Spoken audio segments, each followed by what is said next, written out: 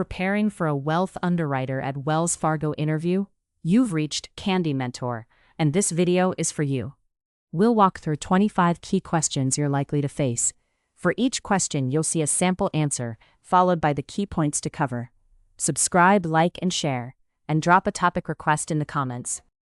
Question 1.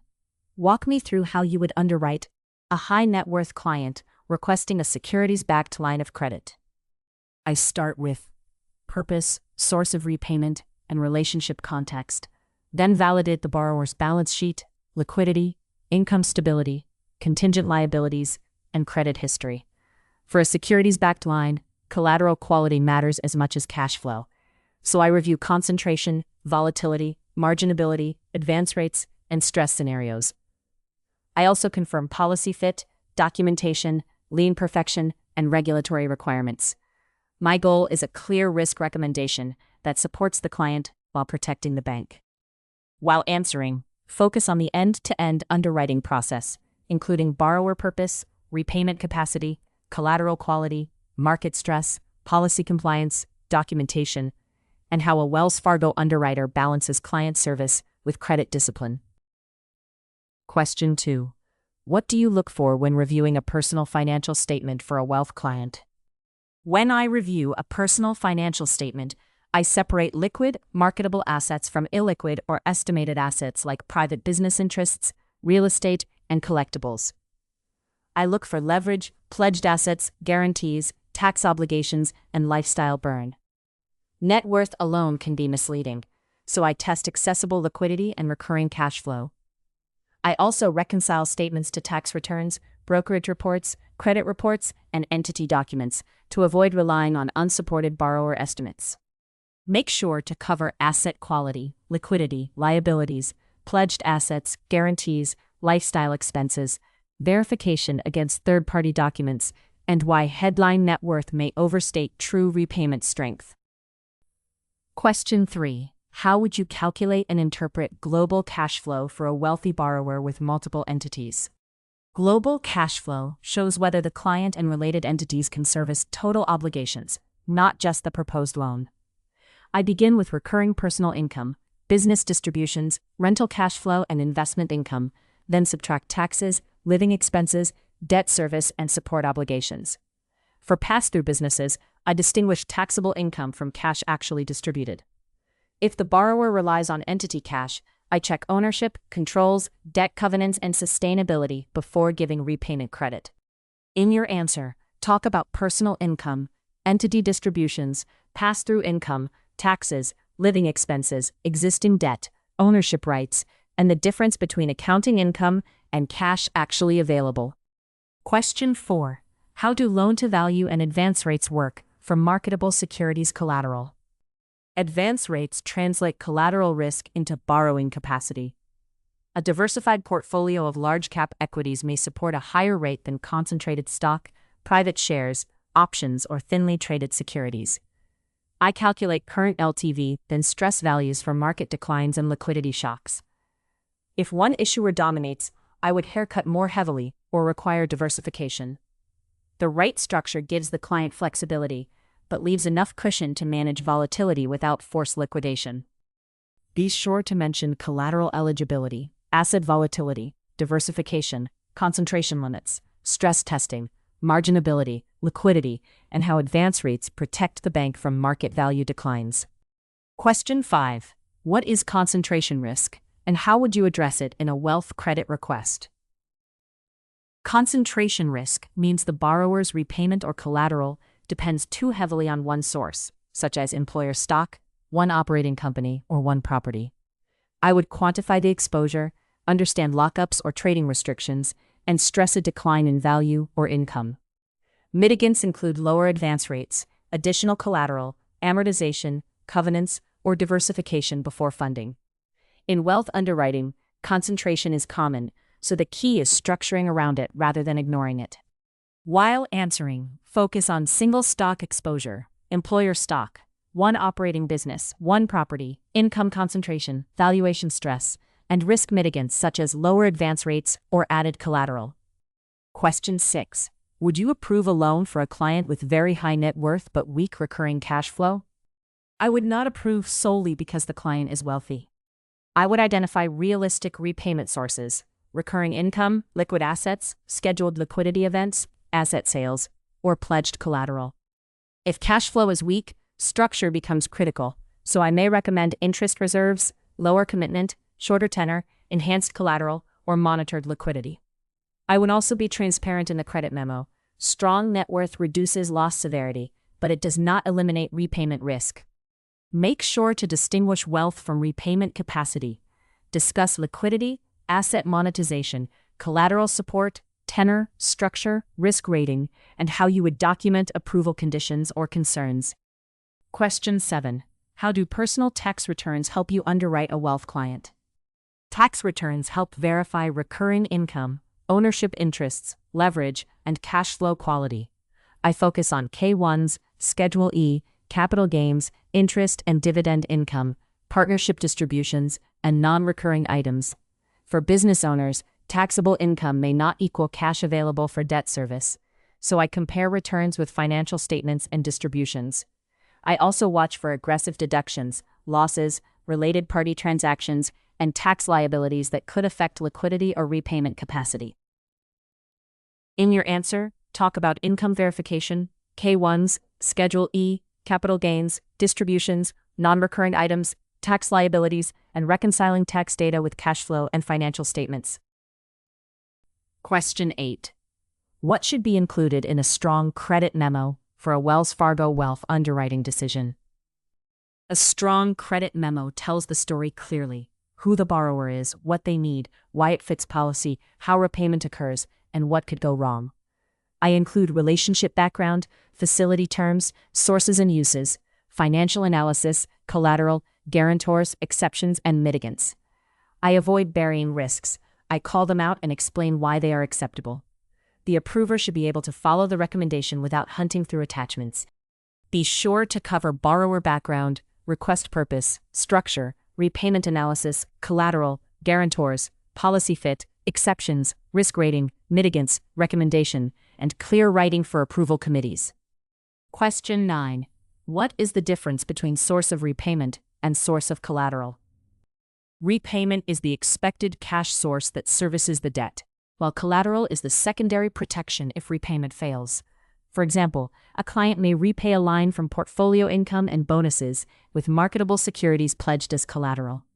I underwrite both, but I do not treat collateral as a substitute for repayment unless the product is explicitly structured that way. Good credit discipline asks, how do we get paid, and how are we protected? While answering, focus on primary repayment versus secondary protection, why collateral cannot automatically replace repayment capacity, and how both concepts influence underwriting, structure, covenants, and approval comfort. Question 10. How would you evaluate a business owner seeking personal credit supported by business cash flow? For a business owner, I analyze both personal and company-level risk because the two are connected.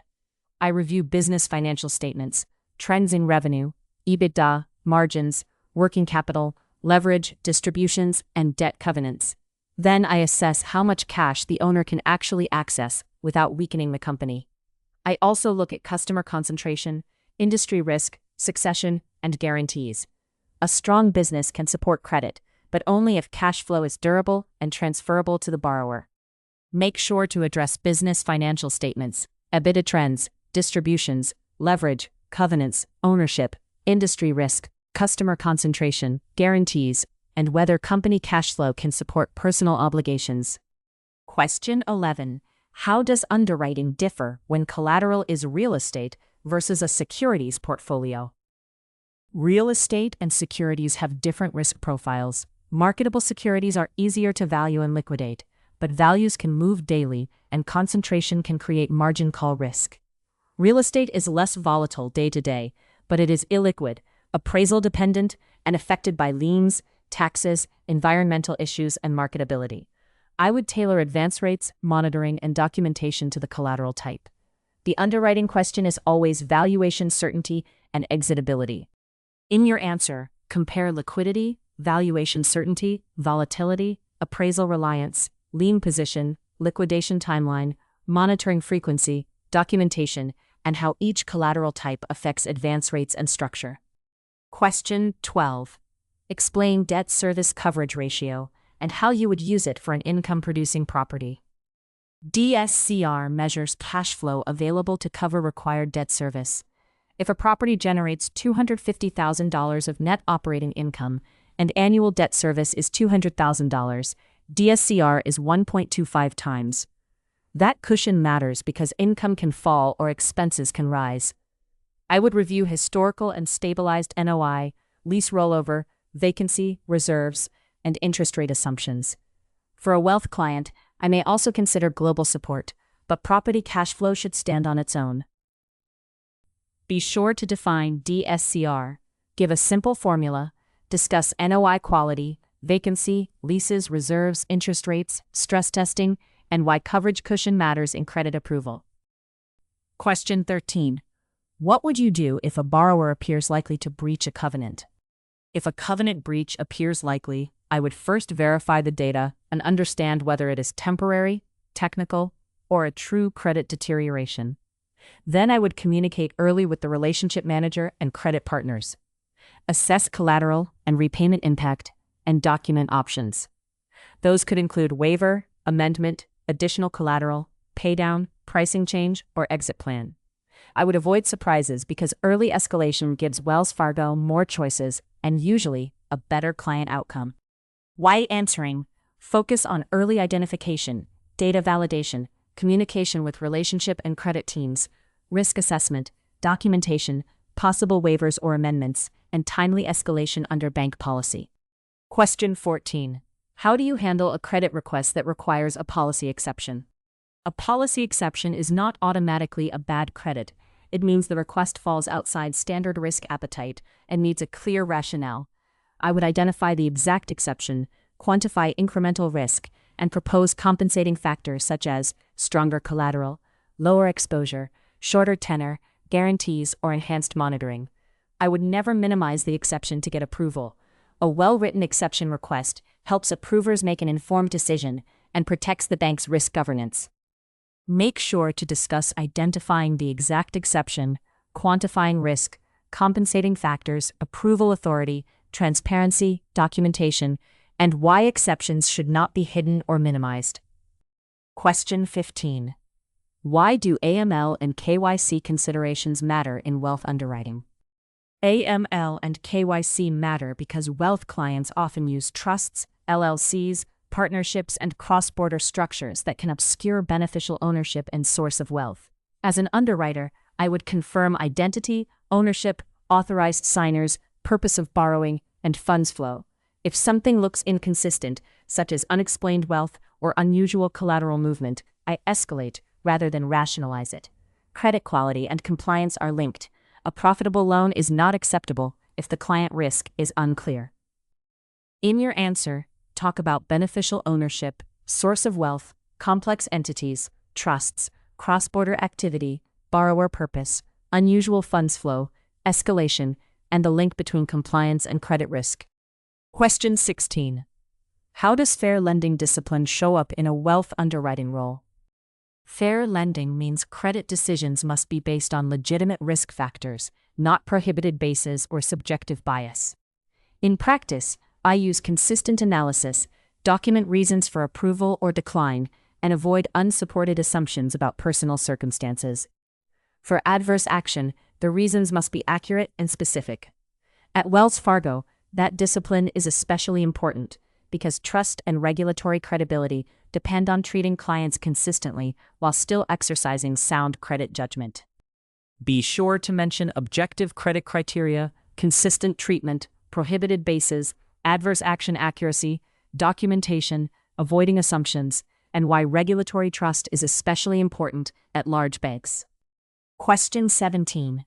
How would you respond if a relationship manager pressures you to approve a deal you are uncomfortable with? I would stay commercial but independent. The relationship manager owns the client relationship, while underwriting owns objective risk assessment, so alignment is important, but approval cannot be forced. I would explain the credit concerns with evidence, suggest structures that could make the deal bankable, and escalate through the proper channel if disagreement remains. The best outcome is not simply saying no, it is finding a risk-adjusted solution that fits policy and protects the franchise. While answering, focus on independence, partnership, evidence-based concerns, client-friendly alternatives, escalation, risk ownership, and maintaining professionalism without compromising underwriting standards or bank policy. Question 18. How does a rising interest rate environment affect wealth credit underwriting? Rising rates affect both repayment capacity and collateral risk. Variable rate debt increases required debt service, which can pressure DSCR, personal cash flow, and liquidity. Higher rates can also reduce asset values, especially bonds, real estate, and leveraged businesses. In underwriting, I would stress interest expense, review maturity walls, and consider hedging or fixed-rate alternatives. A client may look strong at today's payment, but weaker under a realistic rate shock.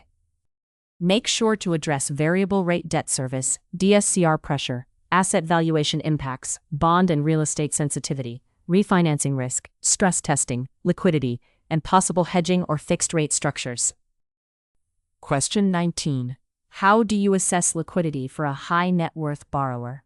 Liquidity is about accessible cash, not just total assets. I classify cash, money market funds, public securities, retirement accounts, restricted assets, private investments, and real estate separately. Then I adjust for taxes, lockups, borrowing constraints, and already pledged collateral. A client with $20 million net worth may have only $1 million readily available.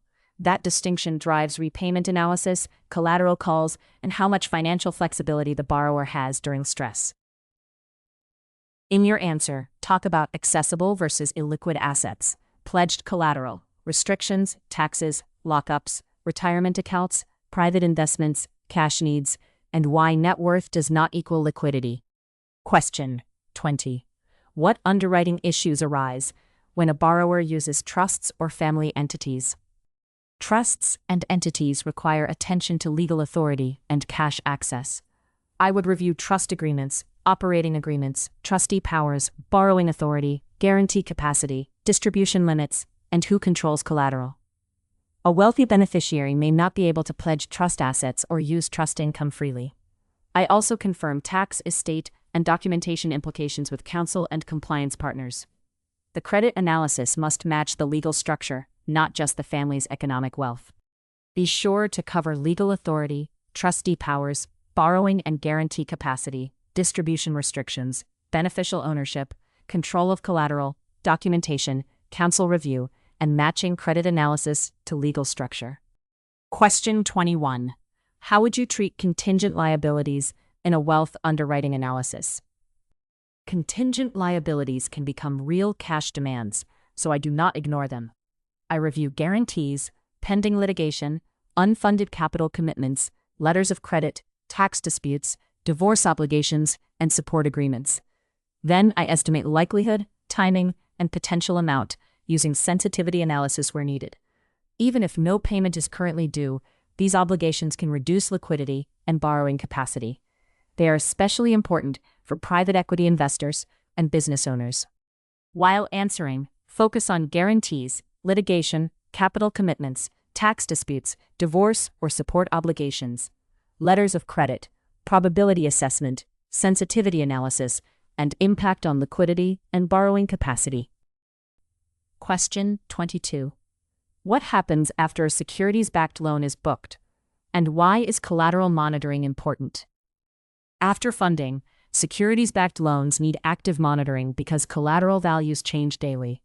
If LTV breaches a trigger, the bank may require paydown, additional collateral, or eligible asset substitution. I would make sure the client understands those mechanics before closing, especially if the portfolio is concentrated or volatile. From a risk standpoint, monitoring protects both sides. It prevents exposure from drifting beyond approved limits and gives the client time to act before liquidation.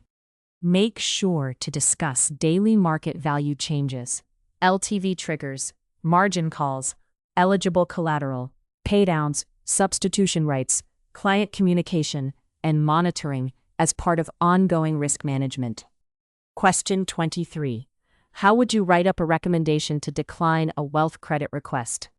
I would be direct, factual, and solution-oriented.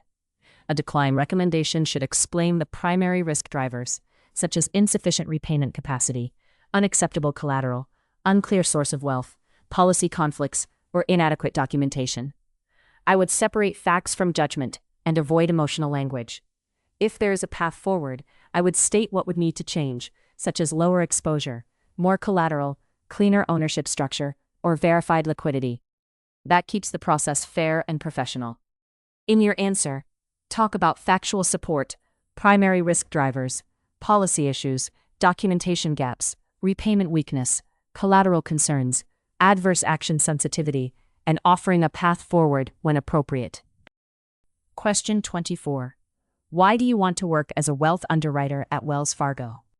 Wells Fargo's wealth business appeals to me because the work combines high net worth client complexity with disciplined bank underwriting. The role is not just spreading numbers. It requires judgment around liquidity, collateral, structures, trusts, businesses, and compliance. I also respect the emphasis on risk management and rebuilding trust through consistent execution. I want to be in a seat where I can support client solutions while making clear, well-documented credit decisions that protect the institution. Be sure to connect the role to credit judgment, high net worth complexity, client solutions, risk management, documentation discipline, collaboration with bankers, and Wells Fargo's focus on responsible banking. Question 25. Tell me about a time you found an issue late in a credit process. What would you do? In that situation, I would verify the issue quickly, assess whether it changes the credit view, and notify the relationship and approval teams before closing. I would not let timing pressure override accuracy. For example, if I found pledged securities were already encumbered, I would pause funding until lien status was resolved or replacement collateral was approved. My approach is to be urgent, transparent, and practical, because late problems are manageable when escalated early. While answering, use a STAR structure, emphasizing verification, timely escalation, communication, protecting the bank, practical solutions, documentation, and not allowing deadline pressure to compromise accuracy. If you are still with us, congratulations, you are much ahead of the rest and serious about preparing for your interview. We hope we were able to add value to your preparation and create some helpful content. Do not forget to like and share this video. Your small act can do great things for us.